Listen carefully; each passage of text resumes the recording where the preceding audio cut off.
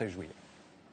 Il s'agit d'une saisie record. Plus d'une tonne de cocaïne a été saisie dans un avion d'Air France en provenance du Venezuela. Une saisie exceptionnelle qui révèle aussi l'importance du trafic de cocaïne en France. Depuis le début de l'année, 4 tonnes interceptées.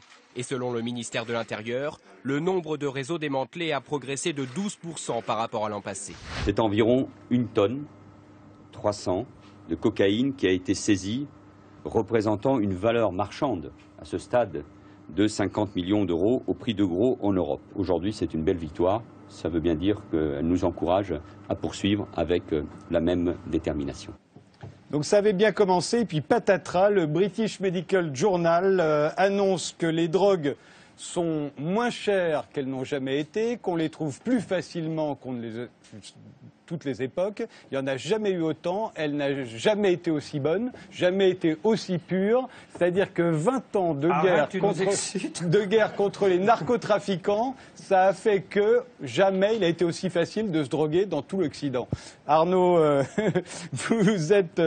Arnaud Aubron, vous êtes l'auteur de Drugstore, un dictionnaire des drogues. Le constat du British Medical Journal vous a pas étonné, puisque c'était à peu près ce qu'il y avait écrit dans votre livre déjà. Depuis, il y a d'ailleurs les chercheurs du CNRS qui veulent faire une carte de la consommation des drogues en France et qui donc analysent les eaux usées. Et ils sont aperçus que dans les eaux usées de Paris, il y a 5 fois plus de cannabis par habitant que dans les eaux usées d'Amsterdam. Oui, c'est dingue. C'est un complot. C'est bien toute la question. Alors, la question que pose le British Medical Journal, c'est est-ce qu'il ne faut pas arrêter tout de suite la guerre contre la drogue parce que ça ne rapporte rien. Je crois que arrêter la guerre contre la drogue, aujourd'hui, la plupart des gens sont d'accord sur ce point. C'est-à-dire que ça fait 40 ans qu'on mène une guerre contre la drogue qui coûte très cher, qui a un coût humain, qui a un coût financier. En France, c'est 700 millions d'euros qui sont dépensés pour mener cette guerre. Et ce qui est assez étonnant, c'est que la France, qui est un des pays les plus répressifs en matière de drogue en Europe, est également celui où on se drogue le plus. Mais on se drogue le plus de loin. C'est-à-dire qu'un jeune Français âgé de 15 ou 16 ans déclare avoir fumé un joint dans le mois précédent. C'est quand même assez. C'est un jeune Français sur 4. C'est déclaratif. Quand on parle du Portugal. Ça veut dire qu'il y en a 2, à mon avis. Quand on prend le cas du Portugal qui a dépénalisé l'usage de toutes les drogues, c'est un jeune sur 10. On parle d'un jeune sur 4 en France, un jeune sur 10. Et pourtant, malgré ça, la France, dans tous les sommets européens sur le sujet, va donner des leçons de morale aux Néerlandais, aux Portugais, en disant vous menez une politique totalement irresponsable. Donc, nos jeunes se droguent 2 fois plus que les vôtres, mais vous êtes irresponsables. Et c'est là un peu tout ce débat sur la guerre à la drogue et la dépénalisation qui est compliqué, parce que finalement, la guerre à la drogue, c'est une idéologie. La prohibition, c'est une idéologie. C'est une idéologie qui a réussi à faire croire que c'était la seule politique possible et que toutes les drogues, toutes les autres politiques n'étaient pas raisonnables, n'étaient pas rationnelles.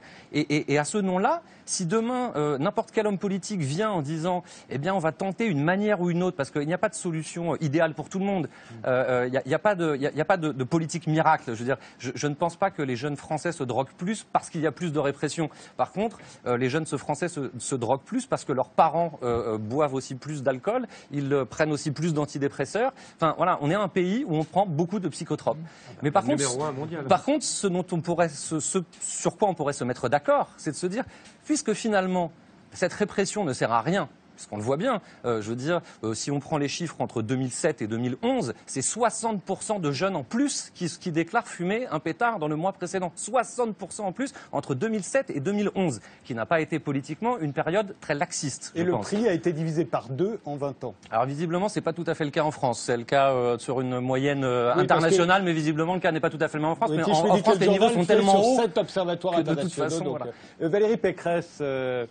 J'imagine que si demain un de vos collègues dit tiens, on pourrait réfléchir, vous allez faire comme toute la classe politique, vous allez lui sauter dessus. C'est ce qui est arrivé à Vincent Peillon, ce qui est arrivé à Daniel Valian juste avant. Oui, mais Vincent Peillon, c'est de la provocation. C'est le ministre de l'Éducation nationale.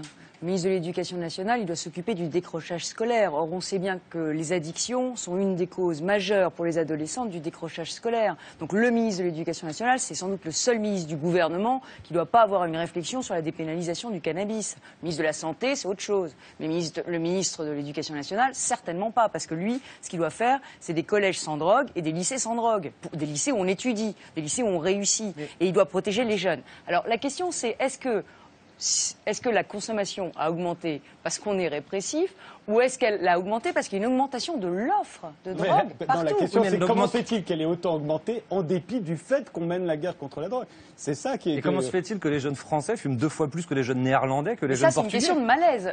On peut peut-être parler aussi du malaise des jeunes Français. C'est peut-être parce que les jeunes Français ont moins confiance dans l'avenir, c'est peut-être parce que c'est les plus pessimistes du monde, c'est peut-être aussi parce qu'ils cherchent dans de la drogue, il n'est peut-être pas inintéressant que le ministre de dans la l'Éducation fête, se dise autre que, chose. à la place de la guerre à la drogue, d'autres politiques pourraient peut-être être plus efficaces. Le problème de la prohibition, c'est qu'on ne peut pas faire de prévention dans la prohibition parce qu'on dit, voilà, fumer un joint, c'est passible d'1 an de prison.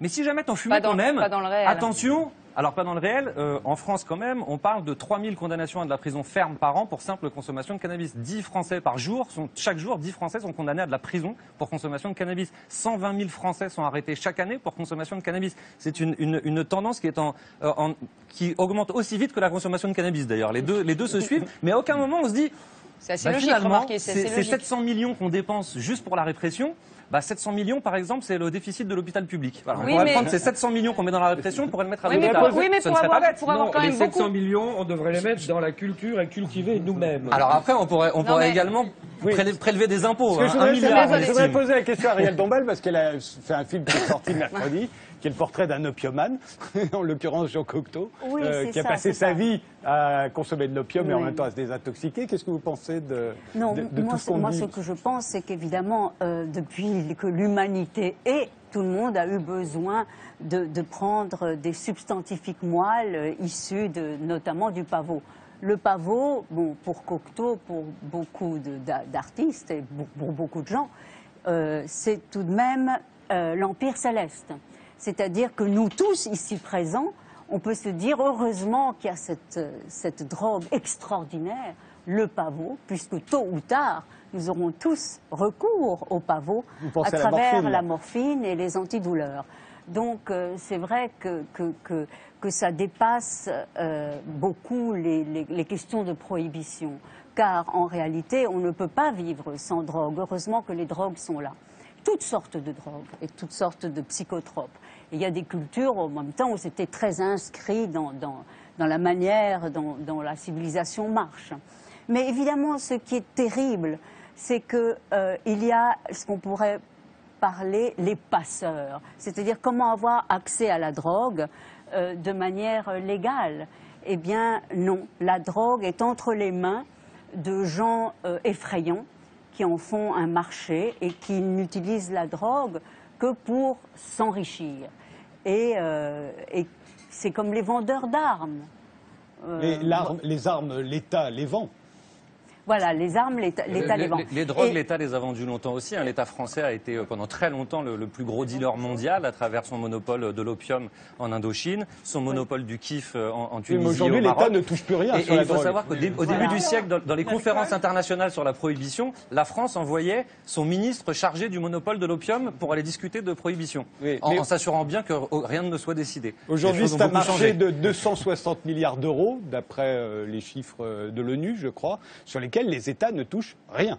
C'est un marché qui n'enrichit que les mafias, Alors, pas Voilà, les c'est ça États. le Mais problème. cultivons, On voit bien que mettons en paquet, vendons. François Closet. Mais pourquoi pas? Non, sur un sujet pareil, il faut être un peu modeste et pas arriver en disant j'ai la certitude et j'ai la réponse. Je ne l'ai pas. Simplement, si on avait fait ce débat il y a 10 ans, j'aurais eu une certitude. C'est qu'en aucun cas, on ne pouvait dépénaliser les drogues.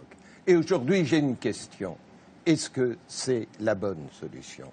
Et je voudrais qu'on puisse se poser la question. Et je voudrais, je ne sais pas, qu'on réunisse vraiment un collège de gens sérieux qui travailleraient, qui iraient voir partout où, comment ça se passe, qui essaieraient de faire des sollicitations, des expériences différentes, parce que manifestement, ça a raté la répression, puisque la violence et la consommation, tout augmente, ça a raté.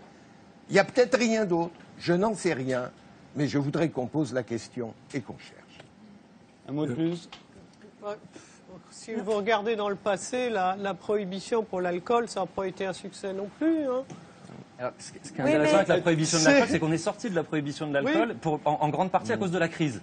Parce que finalement, le gouvernement américain s'est dit que finalement, remettre l'alcool sur le marché, il y aurait peut-être moyen d'y trouver des taxes. Et aujourd'hui, on le voit bien, il y a un mouvement, on ne se rend pas compte en France, il n'y a pas beaucoup de débats sur la question en France, mais aujourd'hui, en Uruguay, l'État du Colorado, l'État de Washington sont en train de légaliser, de taxer la production. En 2014. Pourquoi ? Parce qu'il y a des recettes formidables à se faire. Émilie Turckheim. Oui. La question de la légalisation, je ne me rends pas compte, mais il peut quand même y avoir des effets vertueux à ça, en termes de santé publique, je veux dire. L'idée qu'on puisse contrôler la qualité de la drogue, que ce soit pas coupé avec des choses... Moi, quand j'avais 15 ans, on fumait du shit, on voyait le caoutchouc à l'œil nu, quoi. C'est quand même beaucoup plus dangereux de fumer du caoutchouc que le shit qui est autour. Bon. Pour prendre un exemple concret, vous allez en Hollande, vous prenez des champignons hallucinogènes, vous avez affaire à un commerçant qui vous dit attention, ne mangez pas avant, si jamais vous avez un problème, prenez du lait avec du sucre, ça arrêtera l'effet, prenez le champignon dans une telle condition, prenez telle dose. Vous êtes en France, vous faites la même chose, vous allez voir un dealer, je ne pense pas qu'il vous fasse le même descriptif pour vous mettre à l'aise. C'est la Mexicaine qui parle. Il y a des questions des prix aussi, quand même. Je peux casser l'ambiance. Allez-y, je vous en prie. En tant que père de famille, j'ai du mal à entendre qu'un responsable politique va dire on va mettre sur le marché, même si peut-être à la fin que c'est moins dangereux, hein, mais on va mettre sur le marché des substances qui sont addictives et qui peuvent être dangereuses. Pardon. Et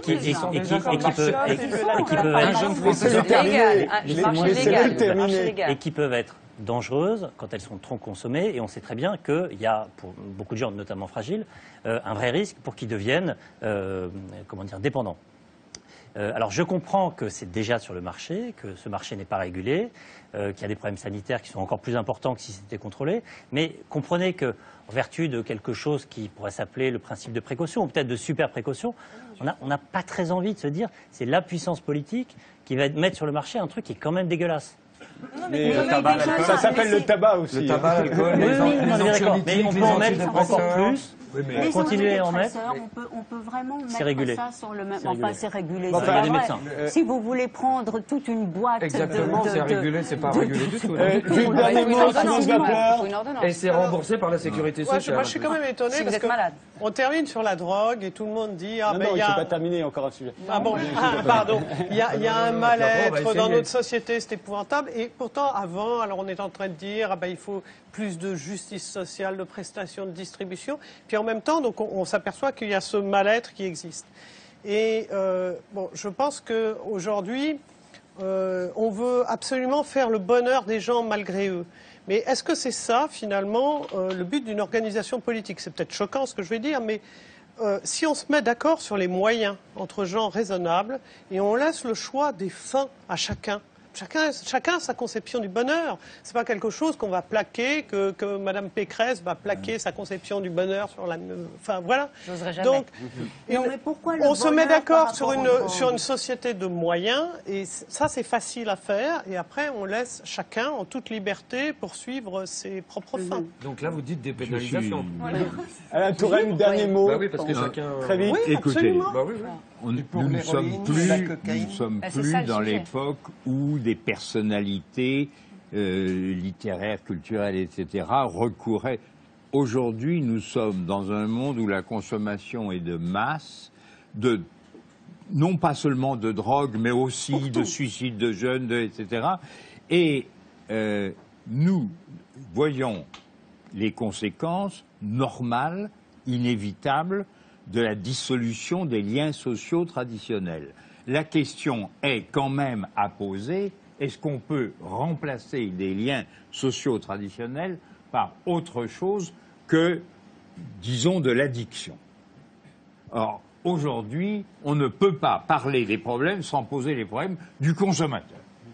Pourquoi les gens se droguent-ils? Pourquoi les gens se suicident-ils? Pourquoi les gens prennent-ils tant de médicaments d'un type ou d'un autre, etc.